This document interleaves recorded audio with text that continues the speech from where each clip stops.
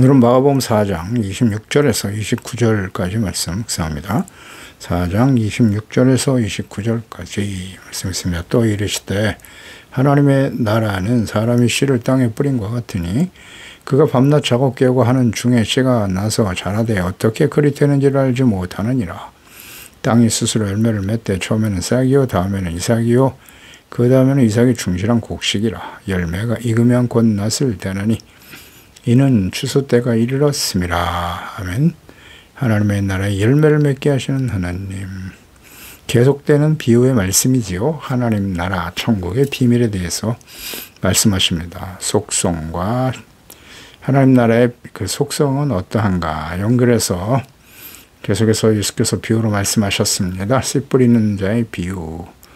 또 씨를 뿌리는 분은 예수 그리스도. 하나님 농부가 되시죠. 농부가 씨를 뿌리는 목적은 분명합니다. 열매를 거두기 위해서입니다. 그러니까 씨를 뿌리지만 씨가 떨어지는 밭에 따라서 열매를 맺을 수도 있고 없을 수도 있다.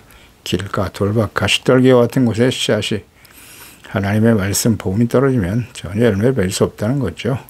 좋은 땅에 떨어진 씨앗만이 30배, 60배, 100배로 열매를 맺게 된다는 것이지요. 그러니까 씨는 사람들이 또 뿌리지만 성장하고 열매 맺게 하시는 분은 하나님이시다. 그러니까 우리가 좋은 땅, 착하고 좋은 마음을 갖는 것도 주님의 은혜고, 씨앗이 뿌려져서 말씀을 듣고 회개하고 믿어 구원받아 하나님의 자녀가 되고 성숙한 믿음의 사람으로 성령의 열매, 빛의 열매를 맺으며 살아가게 하시는 분 또한 하나님이시다. 하나님의 주권적인 은혜임을 강조하고 있는 것입니다. 땅을 만드시고 때를 따라 비와 햇빛을 주시고 성장하게 하시는 분은 하나님이십니다. 또 26절에 하나님의 나라는 사람이 씨를 땅에 뿌린 것 같다라고 말씀하시죠. 이 비유는 마가만이 기록하고 있는 비유인데요. 그 강조점에 있어서 씨 뿌린 자의 비유와는 조금 다르죠. 선행절에 씨 뿌리는 자의 비유는 씨를 받아들이는 토질과 풍성한 수확이 강조되어 있습니다만은 본 비유의 말씀에는 씨앗을 자라게 하며 풍성한 수확을 이루게 하는 것을 사람이 하는 것이 아니라 하나님께서 하시는 일임을 강조하고 있습니다. 이 비유 역시 하나님 나라와 연관되어 있고 특히 하나님의 나라가 어떻게 성장하는가와 관련이 있습니다. 하나님의 나라, 하나님께서 왕이 되어 다스리시는 하나님의 나라의 시작은 사람이 씨를 뿌림과 같다 그랬어요. 즉 사람이 씨앗을 뿌림으로써 시작이 되는 겁니다. 씨앗의 근본은 사실 예수 그리스도죠. 예수님이 생명의 씨앗이 되어 이 땅에 오셔서 십자가에 죽으시고 부활하심으로 말미암아 그 복음이 시작됐고 복음의 씨앗을 받아들이는 자들은 그 복음의 씨앗을 뿌리는 사람들은 예수 그리스도와 부르신 제자들과 성령으로 거듭난 하나님의 자녀들이겠죠. 우리가 하는 역할은 씨앗을 뿌리는 거예요. 씨는 하나님의 말씀과 복음인데 이 땅에 이루어진 하나님의 나라와 영원한 천국에 들어가는 일과 연결해서 우리는 묵상을 해야 하죠. 이 땅에 하나님 나라와 영원한 천국에 들어가는 일은 하나님의 말씀, 복음의 씨앗을 뿌리는 일에서부터 시작되는 거예요. 씨앗은 사람이 뿌립니다. 사람의 몸을 가지고 보내심 받은 말씀이 육신이 되어 오신 예수 그리스도. 또 예수님께서 요한복음 12장 24절이죠. 진실로 너에게 이르노니 한 알에 밀이 땅에 떨어져 죽지 아니하면 하나 그대로 있고 죽으면 많은 열매를 맺는다고 하셨어요. 자신을 영생을 얻게 하는 한 알의 밀이 되어 십자가에 죽으심으로 이 땅에 심으신 것이고요. 하나님의 나라를 위해서 사람 그리스도인들이 해야 할 일은 예수님과 함께 십자가를 지고 썩어지는 한 알의 밀이 되어 살아가는 것이죠. 그래서 고린도전서 15장 31절에 형제들아 내가 그리스도 예수 우리 주 안에서 가진 바 너희에 대한 나의 자랑을 두고 단언하노니 나는 날마다 죽는다고 고백했어요. 사도 바울. 로마서 8장 12절 이하에도 우리가 빚진 자로 돼 육신에게 져서 육신대로 살 것이 아니다. 너희가 육신대로 살면 반드시 죽을 것이로되 영으로서 몸의 행실을 죽이면 산다. 무릇 하나님의 영으로 인도함을 받는 사람이 곧 하나님의 아들이라고 말씀하셨죠. 우리 몸의 행실을 영으로서 죽여야 된다. 이거죠. 육체의 욕망, 죄악 가운데 살아가게 하는 육체의 정욕을 죽이고 성령의 인도하심을 따라 살아가야 한다. 골로새 3장 2절 이하에도 위의 것을 생각하고 땅의 것을 생각하지 마라. 이는 너희가 죽고 너희의 생명이 그리스도와 함께 하나님 안에서 감추어졌다 라고 말씀하죠. 그러므로 땅에 있는 지체를 죽여라. 곧 음란, 부정, 사욕, 악한 정욕과 탐심인데 탐심 우상숭배라고 말씀하셨죠. 땅에 있는 지체를 죽여라. 육체의 욕심을 따라 살아가는 일 날마다 죽어야 돼요. 그때 우리는 생명과 의와 거룩한 하나님의 자녀로 세워지게 되는 것이죠. 씨앗이 뿌려진다, 심겨진다라고 하는 것은 영으로서 육체의 욕심을 죽이는 것이다. 예수님과 함께 십자가에 못 박는 것이다. 그래서 이것이 하나님의 나라를 위해서 씨를 뿌리는 일이라는 것을 우리는 주목해야 합니다. 씨, 즉 하나님의 말씀과 복음을 자기 자신의 심령 속에 심어야 되고 그 말씀이 삶에 적용되어 열매를 맺도록 해야 합니다. 그러려면 끊임없이 우리 육체의 정욕을 십자가에 못 박아야 돼요. 네, 그래야만 우리 안에 심겨진 이 하나님의 생명 복음의 말씀이 자라고 열매를 맺는 역사가 일어나게 되는 거죠. 착함, 의로움, 진실함, 거룩함, 빛의 열매와 성령의 열매가 나타나도록 하는 일, 그리고 또 이웃에게 삶이 먼저 본을 보여야 돼요. 착한 행실로 하나님께 영광을 돌려야 되고, 그리고 이제 이어서 이웃의 복음을 전하는 일에 힘써야 되는 거죠. 이게 씨앗을 뿌리는 거예요. 이 땅에 하나님의 나라가 세워지는 일, 모든 교회와 그리스도인들에게 주어진 사명인데요. 어떻게 해야 할까요? 어떻게 해야 하나님의 나라가 바르게 세워진다고요? 씨앗을 뿌리는 데서부터 시작이라는 거 잘 생각해야 합니다. 어떻게 하나님의 나라 이 땅에 세울 수 있나? 정치적 일에 앞장서고 세속적인 권력과 부와 재물을 얻어 힘을 발휘해야 하나님의 나라가 이루어질까요? 이렇게 가르치고 선동하는 자들, 그건 그리스도의 종이 아니에요. 하나님의 사람들이 아닙니다. 자신의 욕망과 이익을 추구하려고 하는 가짜들이죠. 이것을 분별하지 못하고 부와 내동하는 사람들, 유해상종이죠. 같은 생각을 가진 사람들끼리 모이는 거니까요. 살았다는 이름은 가졌으나, 즉 그리스도인이라고는 이름은 가졌으나 사실은 죽은 자라고 말씀하고 계시죠. 네. 하나님의 나라는 거룩한 삶을 통해서 심는 거예요. 사람들의 심령 속에. 그리고 하나님의 복음의 말씀을 전하는 거죠. 복음에 합당한 삶을 살아야 될 거 아니에요. 그게 하나님의 나라를 세우는 거 아닙니까? 하나님의 말씀을 우리의 심령 속에, 우리의 삶 속에 심어서 적용되어 열매로 나타나야죠. 그게 하나님의 나라를 위해서 할 수 있는 일입니다. 시작이에요. 로마서 8장 5절에 육신을 따르는 자는 육신의 일을, 영을 따르는 자는 영의 일을 생각한다. 육신의 생각은 사망이고 영의 생각은 생명과 평안이죠. 그러니까 육체의 욕심을 따르는 자들, 육신의 생각은 다 죽은 자들이에요. 어떤 사람이 산 자고 어떤 사람이 죽은 자인지 분명히 알아야 돼요. 그래서 교회에 소속돼 있고 예배 드리고 헌금도 드리고 봉사도 하는데요. 다 산자입니까? 교회 안에 있으면 다 산자예요? 예수님을, 주님의 이름을 부르면 다 산자들입니까? 그러면서도 육신의 생각을 가지고 살아간다면 그것은 산자가 아니에요. 영의 생각이 생명과 평안이라고 하시잖아요. 성령님의 인도하심을 따라 살아가는 사람이잖아요. 성령으로 거듭나고, 성령은 진리의 영이세요. 예수 그리스도의 영이십니다. 하나님을 경외케 하는 영이세요. 예수 그리스도를 본받고 따르고 증거하게 하고, 그게 성령 아닙니까? 그럴 때 성령의 열매가 나타나고 빛의 열매로 나타나는 사람들이 성령의 인도하심을 받는 하나님의 자녀들이겠죠. 그런 사람들이 산자들입니다. 우린 날마다 신앙 고백할 때마다 예수께서 십자가에 죽으시고 3일 만에 다시 살아나시고 하나님 보좌 우편에 앉아 계시고 그 천국으로부터 하나님 보좌 우편에 다시 오신다는 것, 산자와 죽은 자를 심판하기 위해서 오시리라. 날마다 고백하잖아요. 나는 산자입니까? 죽은 자입니까? 중요한 문제인데 이게 별로 생각이 없어요. 그냥 외우는 거예요. 나는 산자인 거예요? 죽은 자인 거예요? 교회 안에 있으면 다 산자가 아니에요. 예수 그리스도와 함께 죽어야 돼요. 육의 생각을 영으로서 죽여 산다고 하잖아요. 말씀의 의미가 무엇인가 잘 생각해 보세요. 27절에 그가 밤낮 자고 깨고 하는 중에 씨가 자란다. 어떻게 그리 되는지 알지 못하지. 그렇습니다. 밤낮 자고 깨는 중에 씨를 뿌리고 시간이 지나가면 또 계절이 바뀌는 모습을 의미하는 것인데요. 중요한 두 가지 의미를 생각할 수 있어요. 하나는 농부, 즉 사람이 씨앗을 뿌리지만 씨가 어떻게 성장하는가에 대해서 사람은 알 수 없다는 거죠. 어떻게 그것이 키워지는가, 자라는가. 농부가 할 수 있는 일은 단지 알맞은 장소에 씨를 뿌리는 것이죠. 뭐 김을 매기도 하고. 사람은 결코 씨를 자라게 할 수는 없어요. 이는 농부가 게을러서 아무 일도 하지 않아도 된다, 그냥 알아서 자란다, 그런 의미가 아니고요. 농부는 부지런히 밭을 갈고 김을 매는 등의 일을 해야 하죠. 하지만 중요한 관점은 씨앗을 싹 틔우고 자라게 하는 것은 사람의 힘으로 되는 것이 아니고 전적으로 땅과 비, 공기와 해를 주관하시는 하나님께서 하시는 일이죠. 이를 강조하는 것입니다. 그래서 고린도전서 3장 6절에도 나는 심었고 사도 바울 아볼로는 물을 주었으되 오직 하나님께서 자라게 하셨다. 심었다. 나는 사도 바울이 복음을 전했어요.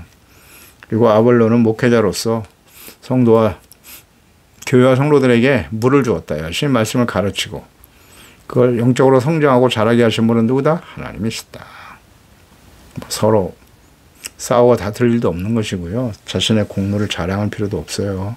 자라게 하시면 그냥 씨앗을 뿌린 자가 있고 또 물을 주고 양육하고 세워가는 역할과 사명을 가진 종들이 있고, 심령 속에서 말씀이 자라 성숙한 하나님의 자녀가 되는 성령의 열매를 맺게 하시는 분은 하나님이시다. 또 하나는 씨 뿌린 농부가 땅에 대해서 믿음을 가지고 있다는 사실이죠. 씨앗을 뿌려놓고 농부는 때가 되면 반드시 열매가 맺게 될 것이다. 이 사실을 믿고 열심히 주어진 일에 최선을 다하는 거죠. 그러니까 자라게 하시고 열매를 맺게 하시는 분은 하나님이다라는 확신이 있어야 돼요. 즉 봄, 여름, 가을, 겨울 어김없이 이루어주시는 하나님. 때가 되면 또 비를 내려서 씨앗을 성장시키고 열매 맺게 하시는 분이 하나님이시다. 이것을 전적으로 믿기 때문에 농부는 씨앗을 뿌리는 것입니다. 씨가 나서 자라되 어떻게 그리 되는지 알지 못한다. 그러니까 농부는 씨앗이 어떻게 자라는지 그 원인이나 과정을 알지 못하지만 물론 이런 무지 때문에 씨의 성장에 방해받는 것은 아니라는 거예요. 다만 대자연에 하나님이 만들어 놓으신 질서죠. 생명력과 내밀한 성장 과정을 우리 인간이 알지 못하는 순간에 계속되고 있다는 사실이죠. 그래서 생명을 주시고 성장하게 하시는 하나님의 신비한 능력에 의해서 이루어지는 일입니다. 생명의 신비죠. 하나님만이 하실 수 있는 일이에요. 하나님의 나라도 역시 하나님의 전적인 능력과 역사를 통해서 이루어진다는 것입니다. 한 사람에게 복음의 씨앗이 떨어져서 그 사람이 구원을 받았을 뿐인데 한 마을과 먼저 가정이죠. 마을, 나라, 민족 전체가 구원받는 역사가 일어나게 된다는 거예요. 이것이 천국의 비밀이죠. 한 사람 예수 그리스도의 십자가의 죽으심과 부활을 통해서 모든 시대, 전 세계 수많은 사람들, 나라와 민족의 구원을 받는 역사가 일어났습니다. 교회와 그리스도인들을 받게 했던 사도 바울에게 심겨진 복음의 씨앗을 생각해 보세요. 그 복음의 씨앗을 통해서 유럽과 아시아, 로마 전체 폼이 전파되죠. 수많은 교회들이 세워집니다. 모든 민족 이방의 복음이 확산됐고 2000년이 지난 오늘날 이방인 중에 이방인인 우리가 이 복음을 듣고 구원을 받았습니다. 이 과정을 어떻게 이해할 수 있겠습니까? 사람이 하는 것이 아니에요. 하나님이 하시는 거죠. 그러나 농부가 땅과 자연, 계절을 주관하시는 하나님께 대한 믿음을 갖고 추수를 기다리듯이 복음의 말씀을 전하는 종들은 말씀을 들은 자들이 회심하고 구원과 영생을 얻어 그를 통해서 수많은 사람들을 구원하시고 생명의 열매가 되게 하시는 하나님을 믿고 하늘의 씨앗을 심는 것입니다. 28절에 땅이 스스로 열매를 맺을 때 처음에는 싹, 그 다음 이삭, 그 다음 충실한 곡식이다 그랬어요. 땅이 스스로라는 표현은 하나님의 나라는 농부, 사람의 힘으로 노력으로 이루어지는 것이 아님을 다시 강조하신 말씀이죠.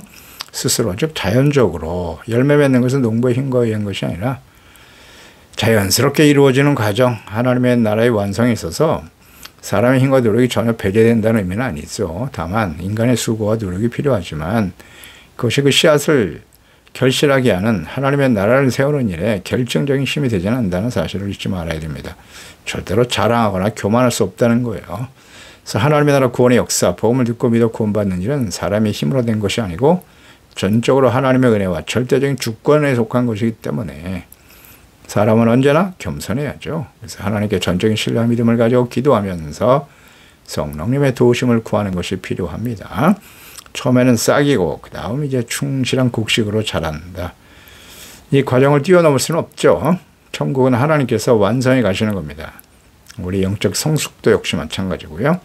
따라서 지금 나타난 미완성 단계의 과정, 즉 싹이나 이삭은 충실한 열매가 되기까지 인내와 믿음이 필요하다는 것입니다. 하나님의 나라는 미래에 이루어지는 것이지만 현재도 실현되고 있고 또 우리 현실에 실현되고 있음을 확신하면서 장차 올 완성된 하나님의 나라를 소망하며 기도하며 나가는 것입니다. 열매는 작은 씨앗에서부터 시작된다라는 교훈인데요. 지금 당장 결과가 보이지 않을 수도 있어요. 그래서 낙심하지 말고 묵묵히 씨앗을 뿌리면 돼요. 그래서 열매를 맺게 하시는 하나님을 바라보고 그 한 사람의 구원이 그를 통해서 수많은 사람들의 구원의 역사를 만들어낸다는 거잖아요. 그러니까 우리도 천국에 가면 굉장히 놀랄 거예요. 우리가 무슨 대단한 업적을 이룬 것도 아닌데 우리가 누군가에게, 우리 자녀들에게 복음의 씨앗을 심었는데 또 그 사람 통해서 더 많은 사람들이 예수 믿고 구원받는 역사가 일어날 수 있잖아요. 깜짝 놀랄 거예요. 제가 별로 한 일이 없는데요. 아브라함 보세요. 하나님께서 아브라함에 어떤 약속을 주셨나요? 내가 너와 내 후손이 모든 민족 열방의 복의 근원이 될 것이라고 말씀하셨죠? 그런데 그 약속은 너의 후손이 바다의 모래와 같이 하늘의 별과 같이 많아질 거야. 근데 실제로 아브라함은 이삭 한 사람을 낳고 생을 마감했어요. 그 말씀이 과연 이루어질까? 한 사람 이삭을 낳고 그 아들 이삭을 낳고 죽었을 뿐인데 그 이삭은 또 야곱과 에서잖아요. 근데 그를 통해서 어떻게 하나님의 나라 자손들이 이스라엘이 번성하게 되었는가 우리는 역사를 통해서 성경을 통해서 확인할 수 있는 거예요. 그러니까 뭐 낙심할 필요도 없고요. 또 자랑하거나 교만할 필요도 없어요. 하나님이 열매 맺게 하시는 거예요. 잘하게 하시는 거고. 29절에 열매가 익으면 곧 낫을 된다. 이는 수수 때가 이르렀기 때문이다. 뭐 분명히 잘하겠죠. 이 말씀은 이제 요엘서 3장 13절 말씀 인용인데요. 너희는 낫을 쓰라 곡식 이것도다 와서 밟을지어다. 포도주 틀이 가득히 차고 포도주 독이 넘치니 그들의 양이 크미로다 이런 말씀도 하시죠. 하나님의 나라가 완성된 때, 곧 세상의 종말이 이르는 때를 잘 예언하고 있는 말씀이에요. 씨앗을 뿌리면 때가 되면 반드시 하나님께서 열매를 얻게 하시고 추수할 날이 온다는 것이지요. 열매가 스스로 영그러 익어갈 때면 이는 하나님께서 예수 그리스도를 보내주시고 화목제물이 되게 하심으로써 천국을 시작하셨어요. 하나님의 나라가 가까이 왔으니 선포하셨죠. 회개하고 복음을 믿으라고 하셨어요. 씨를 뿌릴 때는 당장 열매가 보이지 않아요. 하나님의 나라가 지금은 모호하고 숨겨져 있는 것 같지만 영광스럽게 나타날 때가 반드시 다가온다는 것입니다. 즉 하나님의 나라는 아주 작은 것에서부터 시작하여 반드시 성취할 날이 온다. 낫을 대니 추수 때가 이르렀다. 이는 뭐 종말적인 최후의 심판을 의미하는 것이기도 하고요. 개인적으로는 인생의 마지막 죽음을 의미하는 것이라고 이해하면 됩니다. 그래서 예수님의 재림과 마지막 심판이죠. 마태복음 24장 30절 그때 인자의 징조가 하늘에서 보일 것이다. 그때 땅의 모든 족속들이 통곡하며 그들이 인자와 구름을 타고 능력과 큰 영광으로 오는 것을 보리라. 그가 큰 나팔소리와 함께 천사들을 보내리니 그들이 그의 택한 자들을 하늘 이 끝에서 저 끝까지 사방에서 모으리라 말씀하셨죠. 예수님의 약속이에요. 예수님의 재림, 그것은 추수하기 위해서 오시는 거예요. 초림은 씨앗을 뿌리는 거고 재림은 열매를 거두기 위해서 오시는 것입니다. 계시록 14장 14절 이하에도 또 내가 보니 흰 구름이 있고 구름 위에 인자와 같은 이가 앉으셨는데 머리에는 큰 멸관이고 그 손에 예리한 낫을 가졌더라. 또 다른 천사가 성전으로부터 나와 구름 위에 앉은 이를 향하여 큰 음성으로 외쳐 이르되 당신의 낫을 휘둘러 거두소서 땅의 곡식이다 익어갈 때가 이르렀음이니이다 하니 구름 위에 앉으신 이가 낫을 땅에 휘두르매 땅의 곡식이 거두어지니라. 아멘. 낫을 댄다는 것은 낫을 가져간다는 뜻인데요. 씨를 뿌린 후에 자기 일에 최선을 다한 농부가 추수의 시점에 이르러 다시 그 밭에 보내진 광경을 묘사한 것이죠. 예수님의 재림은 추수 때임을 잘 보여줍니다. 추수, 알곡이죠. 가라지와 알곡. 가라지는 버려서 불 속에 던지는 거고요. 알곡을 거두어 천국으로 인도하시는 거예요. 알곡이 열매잖아요. 열매. 그러니까 이 열매를 어떤 열매를 맺어야 되는지 잘 알아야 되고요. 우리의 마음이 착하고 좋은 마음, 인내로 결실하는 자가 되어야지요. 그러기 위해서 끊임없이 기도하는 거예요. 성령님의 인도하심을 따라 우리의 마음을 새롭게 해주세요. 새 마음, 새 영, 온유하고 겸손한 마음, 착하고 좋은 마음, 이것을 위해서 끊임없이 기도해야죠. 성령의 도우심을 구하고 죄를 버리고 이기적이고 육신의 종교 안목이 저쪽 돌덩어리를 다 뽑아내야 될 거 아니에요. 그 뽑아내는 거 우리가 해야 되지 않나요? 기도하고 성령의 도우심을 구해야 하지 않나요? 그 낯선 개인적인 종말과 예수 그리스도의 재림을 통해서 이루어질 마지막 최후의 심판을 의미하는 것입니다. 추수의 주제는 씨앗을 뿌린 자, 즉 하나님과 보내신 자 예수 그리스도이세요. 추수의 주체 누가 하신다? 예수 그리스도. 종말적 심판의 때가 하나님의 나라의 완성이라는 점에서 하나님의 나라에 들어가는 것과 추수의 기쁨에 참여할 사람들은 누구인가? 이걸 잘 보여주는 것입니다. 하나님의 나라는 사람을 위해 준비된 것이라는 점에서 복음의 씨를 뿌리고 하나님의 나라 확장을 위해 일하는 것은 사람이지만 궁극적으로 하나님의 나라를 완성시키시는 분은 하나님이십니다. 따라서 모든 영광은 하나님께 돌려야 하는 것이고요. 늘 겸손하게 기도하면서 하나님의 말씀과 복음의 씨앗을 자신의 심령 속에 심어서 우리의 인격과 삶 속에 성령의 열매, 빛의 열매가 맺어지도록 복음의 말씀을 전파하는 데에 힘써야 되는 것입니다. 이걸 항상 잊지 말아야 돼요. 그리고 교만하거나 낙심하지 말고 하나님께서 반드시 열매 맺게 하실 것을 믿고 인내하며 겸손히 깨어 기도해야 할 것입니다. 기도하겠습니다. 하나님 아버지, 천국의 비밀, 예수께서 하나님의 나라, 복음의 씨앗, 하나님의 말씀이 씨앗이 떨어지면 그것을 잘 자라게 하셔서 열매 맺게 하신 분은 하나님이라는 사실을 다시 한번 가르쳐 주십니다. 우리의 심령 속에 복음의 씨앗이 하나님의 말씀이 떨어지게 하시고 우리의 마음이 착하고 좋은 마음 되어 성령의 열매, 빛의 열매를 맺어서 하나님께 영광이 되게 하시고 우리의 삶을 통해서 복음이 전파되고 더 많은 사람들이 예수 그리스도를 알고 구원받아 우리의 삶을 통해서 또 우리의 입술을 통해서 복음의 씨앗이 전파되고 증거되는 곳곳마다 사람들의 심령 속에 심겨진 그 복음의 씨앗, 아름다운 천국의 열매로 자라게 하시고 거룩한 하나님의 자녀로 생명, 구원의 역사가 풍성한 열매로 나타날 수 있게 도와주시기를 기도합니다.